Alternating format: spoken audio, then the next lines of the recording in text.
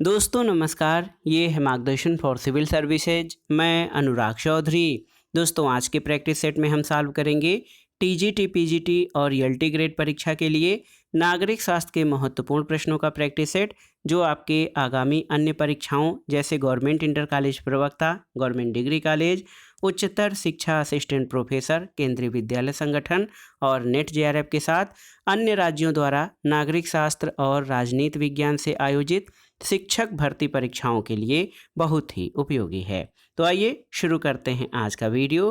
TGT PGT परीक्षा के लिए नागरिक शास्त्र के महत्वपूर्ण प्रश्नों का प्रैक्टिस सेट संख्या 82। पहला प्रश्न है, निम्नलिखित में से कौन सा राज्य नहीं है, आपको बताना है। नेपाल, भूटान, तिब्बत और इराक। तो इसमें से आपको बताना है कि कौन सा राज्य नहीं है। तो यहाँ पर सही उत्तर ऑप्शन सी तिब्बत हो जाएगा। दोस्तों राजनीतिक सिद्धांत में राज्य के 4 आवश्यक अंग स्वीकार किए गए हैं। एक है जनसंख्या, दूसरा भूभाग, तीसरा सरकार और चौथा संप्रभुता। लेकिन अगर आप देखेंगे तिब्बत, तो तिब्बत चीन का एक स्वायत्त शासी प्रांत के रूप में माना जाता है। तिब्बती लोग अपनी स्वतंत्रता का दावा तो करते हैं, लेकिन ये चीन के एक स्वायत्त शासी प्रदेश के रूप में है जिसकी अपनी संप्रभुता नहीं है। इसलिए इसमें तिब्बत जो है राज्य की श्रेणी में नहीं रखा जा सकता। अगला प्रश्न है, राजनीति का परंपरागत विचार संबंधित है किससे? राज्य और सरकार के अध्ययन से, संगठनों और समूहों के अध्ययन से, विचारधाराओं के अध्ययन से या संस्थाओं के अध्ययन से। तो सही उत्तर है राज्य और सरकार के अध्ययन से। दोस्तों आप जान लीजिए, राजनीति विज्ञान का जो ट्रेडिशनल थियरी है या परंपरागत विचार, वो राज्य और सरकार के अध्ययन से संबंधित है। अगला प्रश्न है, निम्नलिखित में से कौन राज्य की उत्पत्ति के दैवीय सिद्धांत के समर्थक हैं? ऑप्शन देखिए, बेंथम, जे.एस. मिल, हाब्स या फिर जेम्स प्रथम। तो सही उत्तर है जेम्स प्रथम, ऑप्शन डी। दोस्तों राज्य की उत्पत्ति के दैवीय सिद्धांत का मानना है कि राज्य की उत्पत्ति स्वयं ईश्वर के द्वारा हुई है और धरती पर राजा जो है वो ईश्वर का प्रतिनिधि होता है। प्रजा को राजा के विरुद्ध विद्रोह करने का कोई अधिकार नहीं है। और जेम्स प्रथम जो है राज्य की उत्पत्ति के दैवीय सिद्धांत के प्रबल समर्थक हैं। अगले प्रश्न पर आते हैं। अगला प्रश्न है, लोक संप्रभुता का निम्नलिखित में से कौन प्रतिपादक है, आपको बताना है। तो आप जानते हैं रूसो। दोस्तों रूसो को लोक संप्रभुता का जो है प्रतिपादक माना जाता है। और आप जान लीजिए कि बोंदा ने सबसे पहले संप्रभुता की अवधारणा का प्रतिपादन किया था। हाब्स ने इसे दैवी और प्राकृतिक परंपरागत बंधनों से मुक्त किया था। लेकिन पहली बार दोस्तों रूसो ने अपनी पुस्तक सोशल कॉन्ट्रैक्ट में संप्रभुता को संपूर्ण जनता में व्यवस्थित या संपूर्ण जनता में निहित किया। इस तरह से वो लोकप्रिय संप्रभुता का सिद्धांतकार बन गया है। अगला प्रश्न है, राजनीति शास्त्र के अध्ययन का प्राचीनतम उपागम कौन सा है? ऐतिहासिक उपागम, दार्शनिक उपागम, कानूनी उपागम या संस्थागत उपागम। तो सही उत्तर है दार्शनिक उपागम या फिलॉसफिकल अप्रोच। दोस्तों राजनीति विज्ञान के अध्ययन का दार्शनिक उपागम सबसे प्राचीनतम उपागम है और इसके जन्मदाता प्लेटो हैं। अगले प्रश्न पर आते हैं। ऑस्टिन ने संप्रभुता का सिद्धांत अपनी किस पुस्तक में दिया है? तो आपको याद रखना चाहिए, ऑस्टिन का संप्रभुता का सिद्धांत उसकी पुस्तक लेक्चर्स ऑन ज्यूरिस्प्रूडेंस में दिया गया है। ऑप्शन ए आपका सही उत्तर है। तो याद रखिएगा, लेक्चर्स ऑन ज्यूरिस्प्रूडेंस, इसमें ऑस्टिन ने अपने संप्रभुता संबंधी सिद्धांत का वर्णन किया है। अगला प्रश्न एक कथन है कि राजनीति की विषय सामग्री कौन, क्या, कब और कैसे प्राप्त करता है? निम्नलिखित में से ये किसका विचार है? ऑप्शन है डेविड स्टन, लासवेल, लास्की या मैकाइवर। तो सही उत्तर हो जाएगा लासवेल। दोस्तों Lasswell politics who gets what when and how में लिखा है उन्होंने कि राजनीति का अध्ययन प्रभाव और प्रभावशील का अध्ययन है और राजनीति का विज्ञान स्थितियों का वर्णन करता है। राजनीति का दर्शन वरीयताओं का औचित्य प्रदर्शित करता है। अगला प्रश्न है, निम्नलिखित में से किसने संप्रभुता का सबसे व्यवस्थित सिद्धांत दिया है? ग्रोसियस, बोंदा, ऑस्टिन या जॉन लॉक ने। तो सही उत्तर क्या हो जाएगा? सही उत्तर है ऑस्टिन, ऑप्शन सी। दोस्तों, संप्रभुता को दैवीय कानून, पारंपरिक कानून, प्राकृतिक कानून और अन्य अनेक बंधनों से मुक्त करके ऑस्टिन ने संप्रभुता की परिभाषा देते हुए कहा कि संप्रभुताधारी वह व्यक्ति या व्यक्तियों का समूह है जिसकी आज्ञाओं को अधिकांश समाज स्वभाव से मानता है, लेकिन वह स्वयं इस ढंग से किसी की आज्ञा मानने के लिए बाध्य नहीं है। तो ये ऑस्टिन ने सबसे पहले प्रभुसत्ता को सुव्यवस्थित सिद्धांत का रूप दिया है। अगला प्रश्न आसान सा है कि किसका कथन है कि समाजवाद उस टोप के समान है जिसने अपना आकार खो दिया है क्योंकि प्रत्येक इसे पहनना चाहता है। तो ये CEM जोड का कथन है, ऑप्शन बी आपका सही उत्तर है। दोस्तों, समाजवाद के अनेक रूप समय समय पर अस्तित्व में आए और इनमें बदलाव हुआ। इसमें कल्पनालोकी समाजवाद, Robert Owen, Saint Simon, Charles Fourier. वैज्ञानिक समाजवाद में मार्क्स और लेनिन, माओ आते हैं। श्रेणी समाजवाद में हॉब्सन, फ्रांसीसी श्रमाधिपत्यवाद में रसेल, फेबियन समाजवाद में लास्की, सिडनी वेब आदि आते हैं। और इसी संदर्भ में जोड ने समाजवाद को एक ऐसा टोप कहा है जिसका आकार बदल गया है क्योंकि हर कोई इसे पहनना चाहता है। अगला प्रश्न है किसका कथन है आज तक के संपूर्ण समाज का इतिहास वर्ग संघर्ष का इतिहास है? तो सही उत्तर है कार्ल मार्क्स का। दोस्तों, कार्ल मार्क्स का कथन है कि आज तक के संपूर्ण समाज का इतिहास वर्ग संघर्ष का इतिहास है। अगला प्रश्न है निम्नलिखित में से कौन सी घटना को समाजवाद के विकास में महत्वपूर्ण माना जाता है?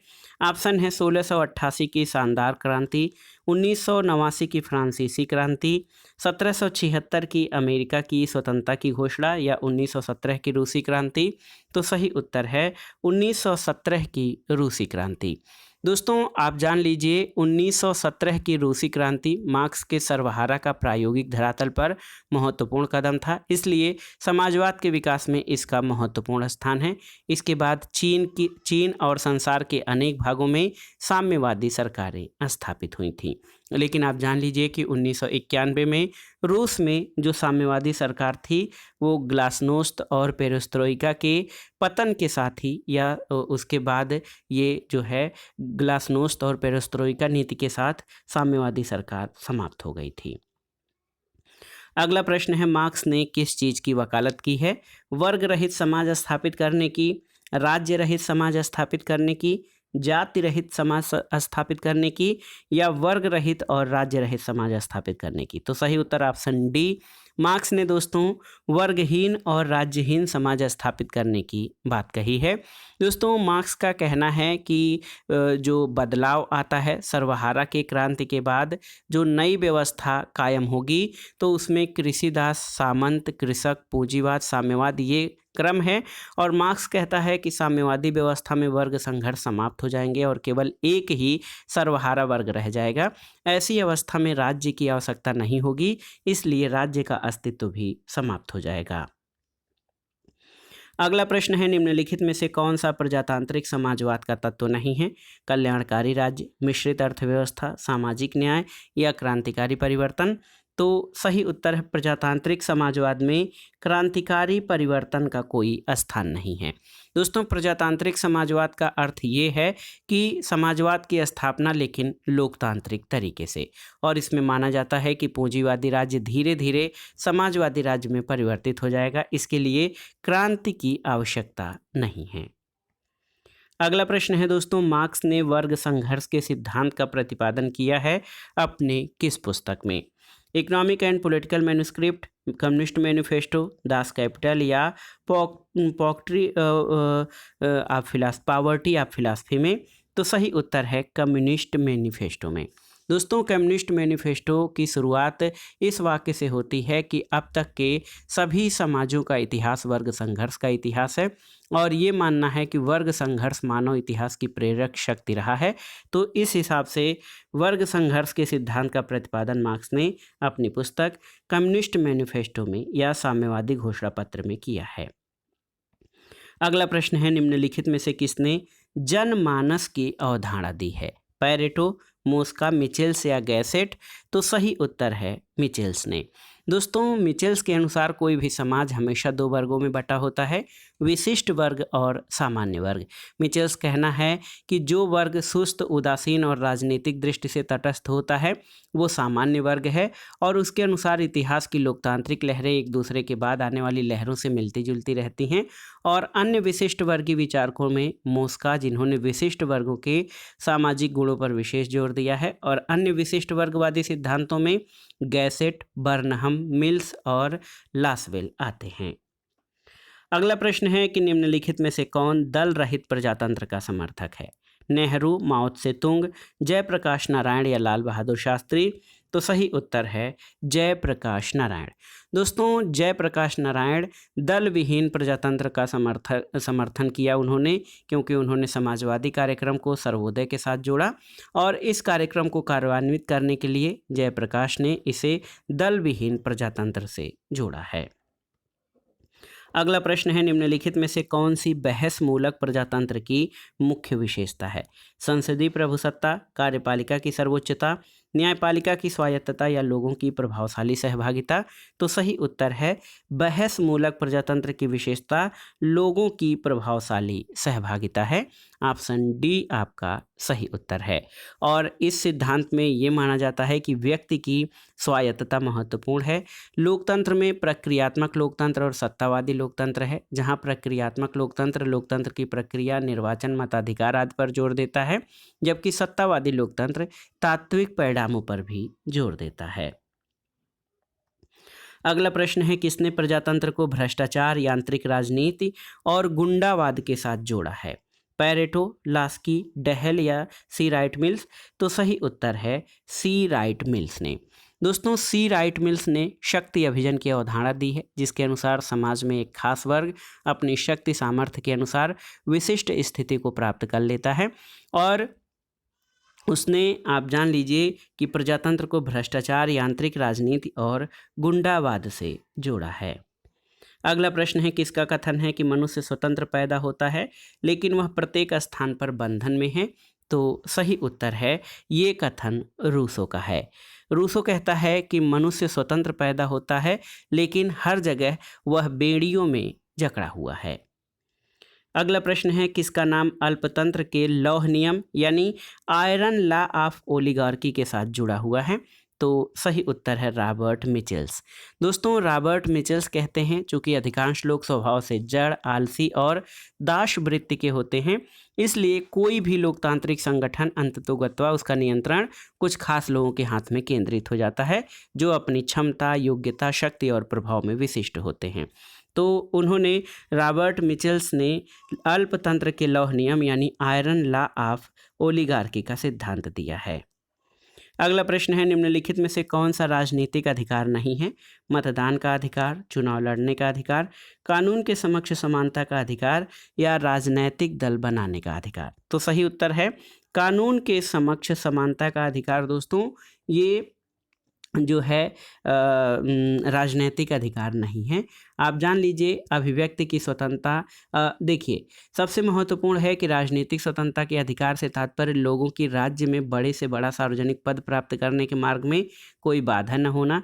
इसके लिए उन्हें लोकतांत्रिक प्रक्रिया के प्रत्येक चरण में खुली भागीदारी करने की छूट हो, जैसे चुनाव लड़ने का अधिकार, मतदान करने का अधिकार, राजनैतिक दल बनाने का अधिकार। जबकि कानून के समक्ष समानता का अधिकार ये कानूनी अधिकार है।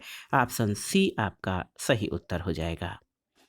अगला प्रश्न है, दबाव समूह किसकी भलाई के लिए कार्य करते हैं? तो आप जानते हैं कि दबाव समूह का गठन जो है अपने वर्ग के हितों के लिए। तो याद रखिएगा, दबाव समूह का गठन केवल अपने सदस्यों या अपने वर्ग के हितों के लिए किया जाता है। अगला प्रश्न है, निम्नलिखित में से कौन सा नागरिक अधिकार नहीं है? जीवन का अधिकार, भाषण का अधिकार, समानता का अधिकार या सार्वजनिक पद प्राप्त करने का अधिकार? तो सही उत्तर है, याद रखिएगा, सार्वजनिक पद प्राप्त करने का अधिकार। दोस्तों, सार्वजनिक पद प्राप्त करने का अधिकार जो है राजनीतिक अधिकार है। जीवन, स्वतंत्रता, भाषण का अधिकार ये नागरिक अधिकारों की श्रेणी में आते हैं। अगला प्रश्न है, निम्नलिखित में से कौन सा कार्ल मार्क्स का कथन नहीं है? राज्य का लोप हो जाएगा, ये कार्ल मार्क्स का कथन है। एक वर्गहीन और राज्यहीन समाज होगा, मार्क्स का कथन है। पूंजीवाद अपनी कब्र स्वयं खोदता है, सही है। और वैश्वीकरण पूंजीवाद का दूसरा रूप है, ये मार्क्स का कथन नहीं है। ऑप्शन डी आपका सही उत्तर हो जाएगा। अगला प्रश्न है दोस्तों, ये कथन किसका है कि साधन ही आखिर सब कुछ है।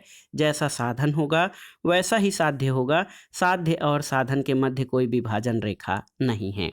ऑप्शन है नेहरू, मार्क्स, तिलक और गांधी। तो सही उत्तर है, ये कथन गांधी जी का है और गांधी जी ने साध्य साधन दोनों की पवित्रता पर बल दिया है। कुछ विचारक जैसे मैकियावेली का मानना है कि साध्य अगर अच्छे हैं तो किसी भी प्रकार के साधनों का प्रयोग किया जा सकता है, लेकिन गांधी जी ने साधन साध्य दोनों की पवित्रता पर बल दिया है। अगला प्रश्न है दोस्तों, मार्क्स ने द्वंद्ववाद का सिद्धांत किससे लिया है? आपको बताना है, लॉक से, रूसो से, हीगल से या ग्रीन से। तो सही उत्तर है हीगल से। दोस्तों मार्क्स ने द्वंद्ववाद का सिद्धांत जो है हीगल से लिया है, जबकि भौतिकवाद का सिद्धांत उसने फ्यूरबाख से ग्रहण किया है। तो याद कर लीजिए, हीगल ने जहाँ व्यक्तियों की चेतना या विचार तत्व को प्रधानता दी, वहीं मार्क्स जो है पदार्थ को जो है मूल तत्व मानता है परिवर्तन का, और हीगल से उसने द्वंद्ववाद का और भौतिकवाद का सिद्धांत फ्यूरबाख से लिया है। अगला प्रश्न है दोस्तों, राज्य व्यक्ति से पहले है। आपको बताना है ये कथन किसका है कि राज्य व्यक्ति से पहले है। तो राज्य व्यक्ति का पुरोगामी है, ये अरस्तू का कथन है। अरस्तू कहता है कि दोस्तों राज्य व्यक्ति के लिए आवश्यक है और स्वाभाविक भी है, और राज्य के स्वाभाविक विकास पर विचार करते हुए अरस्तू ने लिखा है कि अकेला मनुष्य अपूर्ण है। मनुष्य जीवन के निरंतर प्रवाह को कायम रखने के लिए पुरुष और स्त्री का संयोग होता है और उनकी सेवा के लिए दास रखे जाते हैं।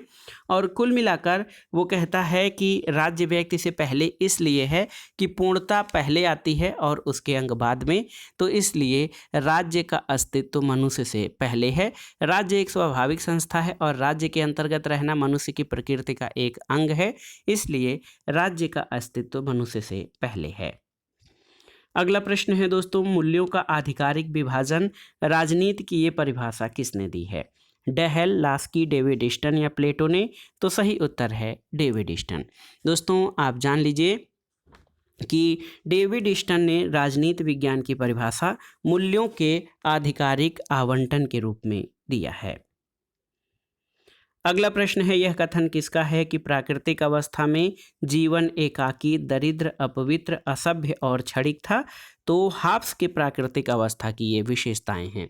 दोस्तों हाब्स ने प्राकृतिक अवस्था का वर्णन करते हुए कहा है कि इसमें किसी के लिए कुछ भी निश्चित नहीं होता, न्यायपूर्ण और अन्यायपूर्ण की धारणाओं के लिए भी कोई स्थान नहीं होता, और व्यक्ति का जीवन जो है क्षणिक, दीनहीन, अपवित्र, असभ्य और पाशविक था, जिसमें किसी भी प्रकार के वाणिज्य और विकास की कोई संभावना नहीं थी।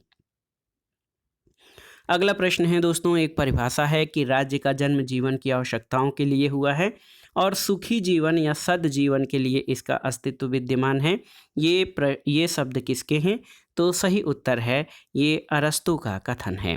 दोस्तों प्लेटो और अरस्तू दोनों के लिए ही राज्य का स्वरूप नैतिक था और व्यक्ति के कल्याण के लिए आवश्यक। अरस्तू कहता है कि मनुष्य के स्वभाव में ही सामुदायिकता का तत्व विद्यमान है और इसी कारण वो एक मनुष्य को एक सामाजिक और राजनीतिक प्राणी मानता है। राज्य को परिभाषित करते हुए राज्य की आवश्यकता के बारे में वर्णन करते हुए अरस्तू लिखता है कि राज्य का जन्म जीवन की आवश्यकताओं के लिए हुआ है और सुखी जीवन के लिए इसका अस्तित्व विद्यमान है। अगला प्रश्न है, निम्नलिखित में से राजनीति शास्त्र का पिता किसे कहा जाता है? तो राजनीति विज्ञान का जनक अरस्तू को कहा जाता है। इनकी महत्वपूर्ण कृति पॉलिटिक्स है। अगला प्रश्न है दोस्तों, निम्नलिखित में से सकारात्मक स्वतंत्रता का समर्थक कौन है? ऑप्शन है देखिए, T H. Green, Karl Marx, J S. Mill या एच. लास्की। तो सही उत्तर ऑप्शन ए हो जाएगा, टी.एच. ग्रीन यानी थॉमस हिल ग्रीन। थॉमस हिल ग्रीन का कहना है कि स्वतंत्रता करने योग्य कार्यों को करने और पाने योग्य वस्तुओं को पाने की स्वतंत्रता है। उनके अनुसार स्वतंत्रता व्यक्ति के विकास का आवश्यक साधन है और यह व्यक्ति को नैतिकता के परम विकास के माध्यम से उसके व्यक्तित्व की सार्थकता का बोध कराने में सहायक है। अगला प्रश्न है, निम्नलिखित में से यह विचार किसका है कि समानता अप्राकृतिक और अवांछनीय है? ऑप्शन है प्लेटो, अरस्तु, गांधी या लास्की। तो सही उत्तर है अरस्तु। दोस्तों, अरस्तु ने समानों में समानता और असमानों में असमानता की बात की है। उसके अनुसार पूर्ण अंकगणितीय समानता संभव नहीं, लेकिन समान रूप से समान स्थिति वाले लोगों में ही समानता संभव है। और इसी आधार पर अरस्तु ने आनुपातिक समानता की बात कही है, और वो कहता है कि समानता अप्राकृतिक और अवांछनीय है, क्योंकि प्रकृति ने ही मनुष्यों को समान नहीं बनाया है। अगला प्रश्न है, निम्नलिखित में से किसने जीवन के अधिकार को, स्वतंत्रता के अधिकार को और संपत्ति के अधिकार को प्राकृतिक अधिकार माना है? तो life, liberty and property. Life, liberty and property को जॉन लॉक ने प्राकृतिक अधिकार माना है, जो कि व्यक्ति को जन्म से ही प्राप्त होता है। तो याद रखिएगा, ऑप्शन बी इस प्रश्न का सही उत्तर है। अगला प्रश्न है, राज्य का आधार इच्छा है, शक्ति नहीं। ये शब्द किसके हैं? तो उत्तर है टी.एच. ग्रीन के। दोस्तों, ग्रीन एक उदारवादी आदर्शवादी विचारक हैं, जिन्हें कल्याणकारी राज्य की विचारधारा का अगुवा माना जाता है। और ग्रीन कहते हैं कि राज्य व्यक्ति के अपने नैतिक संकल्प की उपज है, न कि इसका कारण ये है कि लोगों को किसी शक्तिशाली शासक के अनुशासन स्थापना के लिए आवश्यकता थी। और ग्रीन का कहना है कि राज्य का कार्य व्यक्ति के मार्ग में आने वाली बाधाओं को बाधित करना है। और अरस्तु और प्लेटो के राज्य के नैतिक स्वरूप की व्याख्या का जो प्रभाव था वो ग्रीन पर था, और राज्य के ऐसे नैतिक स्वरूप के बाद व्यक्तिवादी उदारवादी दर्शन की दिशा बदल गई। अगला प्रश्न है, निम्नलिखित में से किसने उच्चतर द्वारा निम्नतर को दिए गए आदेश को कानून की परिभाषा दी है? ऑप्शन है बोदा, ऑस्टिन, डायसी और ब्राइस। तो सही उत्तर है ऑस्टिन ने। दोस्तों, बोदा को राजनीति विज्ञान में संप्रभुता की धारणा का जनक माना जाता है, लेकिन उसकी संप्रभुता पर दैवी और कुछ परंपरागत कानूनों का नियंत्रण था। ऑस्टिन ने पहली बार संप्रभुता को उन सब बंधनों से मुक्त कर दिया जो इसका स्वरूप स्पष्ट नहीं होने दे रहे थे। और ऑस्टिन की महत्वपूर्ण पुस्तक लेक्चर्स ऑन ज्यूरिस्प्रूडेंस में ऑस्टिन ने कहा है कि उच्चतर द्वारा निम्नतर को दिया गया आदेश ही कानून है। अगला प्रश्न है, संसदीय सरकार में मंत्रियों की नियुक्ति की जाती है किसके द्वारा? तो उत्तर है सरकार के मुखिया की सिफारिश पर राज्य के मुखिया द्वारा मंत्रियों की नियुक्ति की जाती है। और आप जानते हैं, संसदीय सरकार में दो प्रकार की कार्यकारी शक्तियां होती हैं, नाम मात्र की और वास्तविक कार्यकारी। वास्तव में संसद में बहुमत दल का नेता ही सरकार का वास्तविक कार्यकारी होता है। मंत्रियों की नियुक्ति सरकार के मुखिया की सिफारिश पर राज्य के मुखिया द्वारा की जाती है। अगला प्रश्न है, संवैधानिक सरकार का अभिप्राय क्या है? आपको बताना है। तो सही उत्तर है संवैधानिक सरकार का अभिप्राय दोस्तों सीमित सरकार से लिया जाता है। सीमित सरकार इस रूप में कि ऐसी सरकार जो है मनमानी ढंग से कार्य न करे, और सीमित सरकार शासकों की इच्छा अनुसार चलने वाली सरकार न हो, और ऐसी सरकार जो मर्यादा और व्यक्तियों के हितों अधिकारों की रक्षा करे और संविधान के द्वारा शासित हो, उसे संवैधानिक सरकार कहा जाता है। अगला प्रश्न है, द्विसदनात्मक मुख्य विशेषता किसकी है? संसदात्मक व्यवस्था की, अध्यक्षात्मक व्यवस्था की, संघात्मक व्यवस्था की या एकात्मक व्यवस्था की? तो सही उत्तर है द्विसदनवाद दोस्तों संघात्मक व्यवस्था की मुख्य विशेषता है। ऑप्शन सी आपका सही उत्तर है। संघात्मक व्यवस्था में प्रायः द्वितीय सदन उन संघटक इकाइयों और विशेष हितों का, संघटक इकाइयों के विशेष हितों का प्रतिनिधित्व करती है जो इसके संघात्मक चरित्र के लिए आवश्यक हैं। तो ऑप्शन सी आपका सही उत्तर हो जाएगा। अगला प्रश्न है, निम्नलिखित में से कौन सी अध्यक्षात्मक व्यवस्था की मुख्य विशेषता है? आपको बताना है। सामूहिक उत्तरदायित्व, निश्चित अवधि, विधानपालिका के प्रति जवाबदेही या फिर नाम मात्र का जो है राज्याध्यक्ष। तो इन विकल्पों में से आप देखेंगे तो निश्चित अवधि। तो याद रखिएगा, अध्यक्षात्मक सरकार में मुख्य विशेषता मुख्य कार्यकारी अपने कार्यों और अवधि की दृष्टि से निश्चित कार्यकाल का उपभोग करता है, और संसदीय सरकार की तरह उसे निरंतर उत्तरदायी और जवाबदेही का सामना नहीं करना पड़ता है। तो एक निश्चित कार्यकाल के बाद वह सीधे जनता से मुखातिब होता है और अपने कार्यों को उनके समक्ष रखता है। अगला प्रश्न है, लुसियन पाई के अनुसार राजनैतिक विकास के तत्व कौन कौन से हैं? तो आप जान लीजिए, समानता, क्षमता और विभिन्नीकरण। समानता, क्षमता और विभिन्नीकरण। तो यहाँ पर ऑप्शन डी आपका सही उत्तर हो जाएगा। दोस्तों आप जान लीजिए कि लुशियन पाई के अनुसार राजनैतिक विकास के तत्वों में समानता, क्षमता और विभिन्नीकरण है। अगला प्रश्न है, संसदीय सरकार में प्रधानमंत्री और मंत्रिपरिषद अपने पद पर रह सकते हैं कब तक? तो सही उत्तर है, संसदीय सरकार में मंत्री अपने पद पर तब तक रह सकते हैं जब तक विधानपालिका के निम्न सदन यानी भारत के संदर्भ में लोकसभा का विश्वास प्राप्त होता है। तो याद रखिएगा, संसदीय सरकार में प्रधानमंत्री और मंत्रिपरिषद जब तक उन्हें विधानपालिका के निम्न सदन का विश्वास प्राप्त है तब तक अपने पद पर रह सकते हैं। अगला प्रश्न है, संसदात्मक व्यवस्था में निम्न सदन के प्रति प्रधानमंत्री की जवाबदेही है प्रत्यक्ष और निरंतर, अप्रत्यक्ष, कभी कभी, केवल निम्न सदन की बैठकों के दौरान। तो सही उत्तर है दोस्तों, संसदीय शासन व्यवस्था को उत्तरदायी या जवाबदेह सरकार कहा जाता है। इसमें सदन के प्रति प्रधानमंत्री की जवाबदेही प्रत्यक्ष और निरंतर होती है। और संसदात्मक व्यवस्था में निम्न सदन जनता के प्रति प्रत्यक्ष निर्वाचित सदस्यों का सदन होता है जो सरकार पर विधायी नियंत्रण रखता है, और सरकार का मुखिया प्रधानमंत्री होता है जो अपनी सरकार की तरफ से निम्न सदन में प्रत्यक्ष और निरंतर जवाबदेह होता है। अगला प्रश्न है, निम्नलिखित में से किसने विकास के फंदे की बात कही है? तो ऑप्शन है लुसियन पाई, फ्रेडरिक्स, मायरन वीनर या एडवर्ड सिल्स। तो सही उत्तर है फ्रेडरिक्स ने दोस्तों विकास के फंदे की बात कही है। और उत्तर औपनिवेशिक के ऊपर अपने विचार प्रस्तुत करते हुए विद्वान फ्रेडरिक्स ने कहा है कि विकास की पश्चिमी होड़ में नए स्वतंत्र राष्ट्र जो हैं वो विकसित राष्ट्र बनने के लिए अपने प्राकृतिक संसाधनों का भरपूर दोहन करते हैं, और इस प्रक्रिया में इन राष्ट्रों का और अधिक शोषण होता है और वे निरंतर गरीब होते चले जाते हैं, यानी विकास के फंदे में फंसते चले जाते हैं। अगला प्रश्न है, निम्नलिखित में से राजनीतिक दलों का माना हुआ विश्लेषण कौन सा है? लासवेल, लास्की, हंटिंगटन या डुअर्जर। तो सही उत्तर है डुअर्जर का। दोस्तों दलीय संरचना का विश्लेषण करते हुए डुअर्जर ने राजनीतिक दलों के 4 प्रकारों की पहचान की है: गुट बैठक, शाखा दल, केशिका दल और नागरिक सेना यानी मिलिशिया। तो इस प्रकार से जो है राजनीतिक दलों का माना हुआ विश्लेषक डुअर्जर है। अगला प्रश्न है, निम्नलिखित में से एस्पेक्ट्स ऑफ पॉलिटिकल डेवलपमेंट पुस्तक के लेखक कौन है? तो याद रखिएगा लुशियन पाई।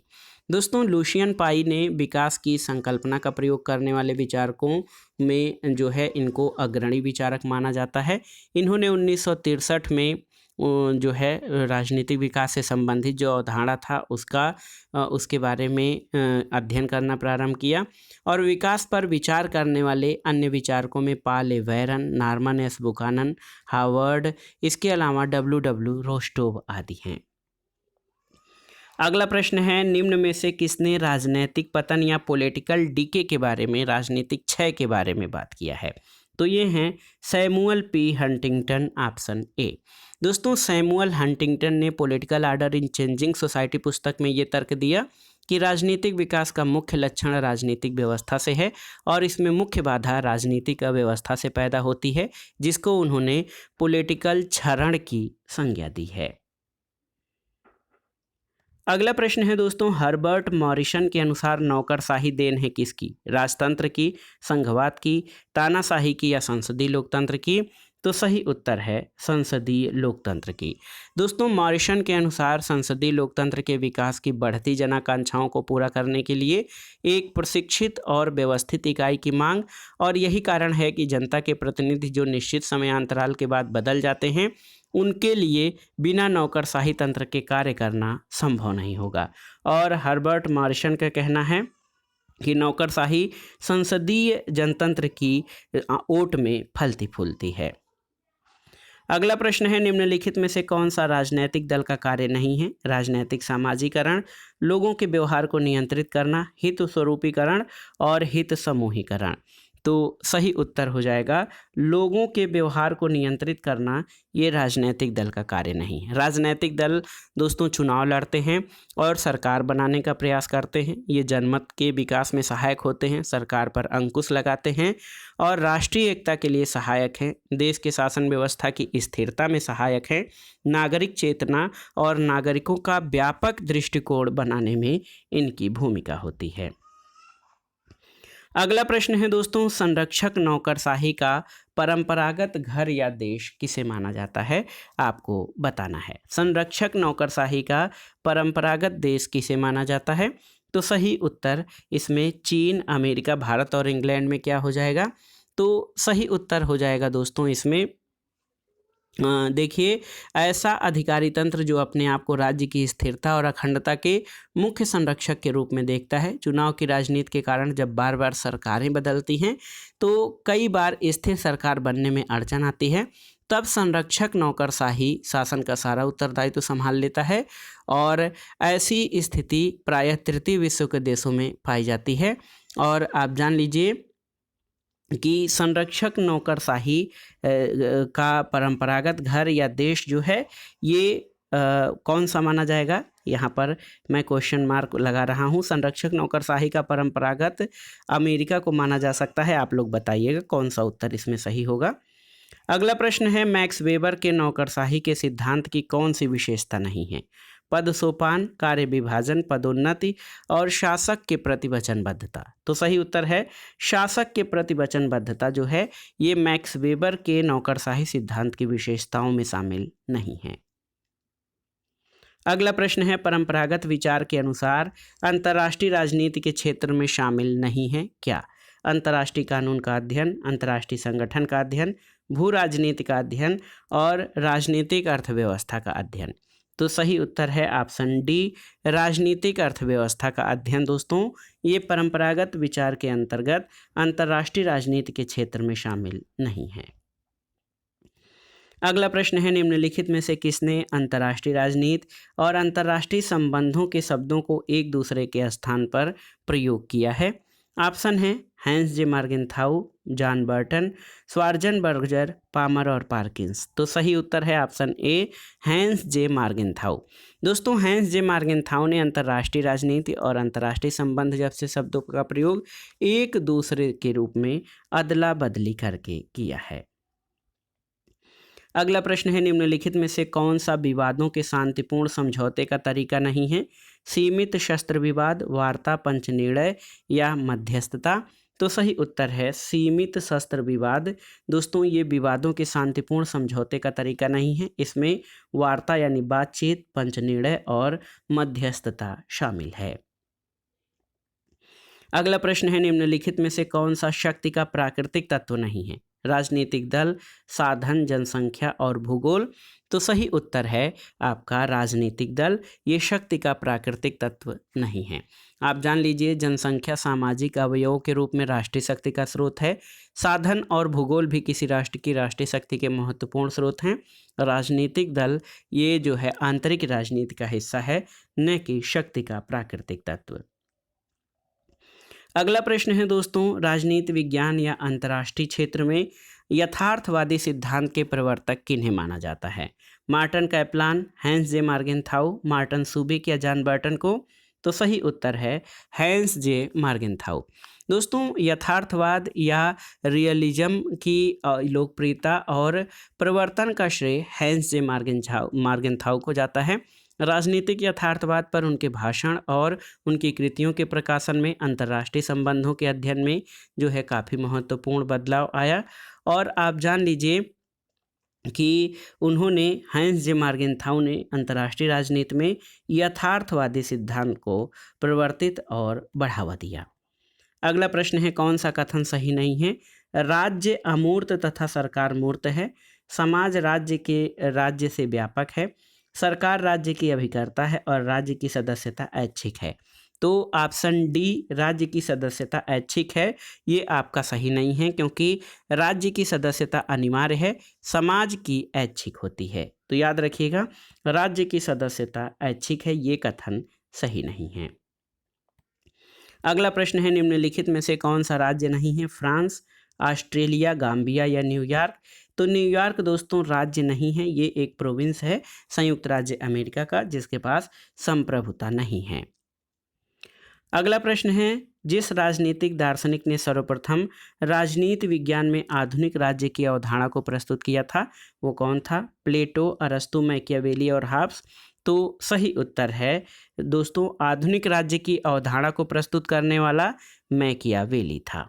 दोस्तों, आधुनिक समय में राज्य स्टेट या स्टेटों के रूप में परिभाषित करने वाला विचारक मैकियावेली था। अगला प्रश्न है, सूची 1 का सूची 2 से सुमेलन करना है और दिए गए कोड से सही उत्तर का चयन करना है। तो राज्य दमन का कृत्रिम चक्र है, ये किसका कथन है? ये मार्क्स का कथन है। राज्य एक जीवधारी है, ये आप जान लीजिए स्पेंसर का कथन है। राज्य पूर्ण नैतिक विकास की आवश्यक परिस्थितियों का सृजन करता है, ये ग्रीन का कथन है। और राज्य एक आवश्यक बुराई है, ये जे.एस. मिल का कथन है। तो इस तरह से आप सुमेलन कर सकते हैं। दोस्तों, राज्य दमन चक्र का यंत्र है मार्क्स, राज्य एक जीवधारी है हर्बर्ट स्पेंसर, राज्य पूर्ण नैतिक विकास की आवश्यक परिस्थितियों का सृजन करता है ग्रीन, और राज्य एक आवश्यक बुराई है जे.एस. मिल का कथन है। अगला प्रश्न है, नीचे दिए गए चिंतकों में से किन लोगों ने राज्य को शक्ति के रूप में परिभाषित किया है? मैकियावेली, नीत्शे और कैटलिन। ग्रीन को छोड़ दिया जाए, 1, 3 और 4। देखिए 1, 3 और 4 ऑप्शन डी आपका सही उत्तर हो जाएगा।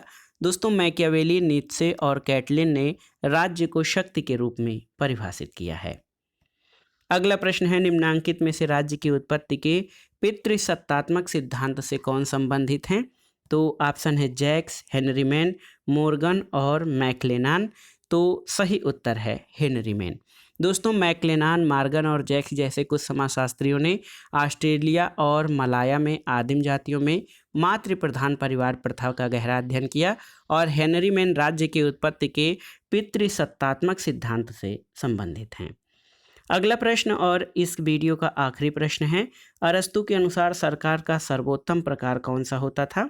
वर्गतंत्र, पॉलिटी, प्रजातंत्र या अधिनायक तंत्र? तो सही उत्तर है जो है पॉलिटी या मध्य वर्ग की प्रभुता। अरस्तु कहते हैं कि मध्यम वर्ग की प्रधानता या मध्यम वर्ग के प्रभुता वाली शासन व्यवस्था सर्वश्रेष्ठ है, और इसे उसने सर्व जनतंत्र या संयत जनतंत्र या पॉलिटी की संज्ञा दी है। और याद रखिएगा, प्रजातंत्र को जो है यूनानी विचारकों ने भीड़ तंत्र की संज्ञा देते हुए इसे शासन का अच्छा रूप नहीं माना है। तो याद रखिएगा, पॉलिटी जो है अरस्तु के अनुसार सरकार का सर्वोत्तम प्रकार है। तो दोस्तों, ये था आज का video. TGT, PGT, LT grade, government inter college प्रवक्ता, गवर्नमेंट डिग्री कॉलेज, उच्चतर शिक्षा असिस्टेंट प्रोफेसर, केंद्रीय विद्यालय संगठन और अन्य राज्यों द्वारा राजनीति विज्ञान और नागरिक शास्त्र से आयोजित शिक्षक भर्ती परीक्षाओं के लिए नागरिक शास्त्र के महत्वपूर्ण प्रश्नों का प्रैक्टिस सेट, जो आपके आगामी परीक्षाओं के लिए बहुत ही उपयोगी है। आप इन प्रश्नों को तैयार कर लीजिएगा। दोस्तों, वीडियो आपको कैसा लगा हमें कमेंट बॉक्स में ज़रूर बताइएगा। वीडियो को लाइक करें, शेयर करें और इस चैनल मार्गदर्शन फॉर सिविल सर्विसेज को सब्सक्राइब करें। वीडियो देखने के लिए धन्यवाद दोस्तों, नमस्कार।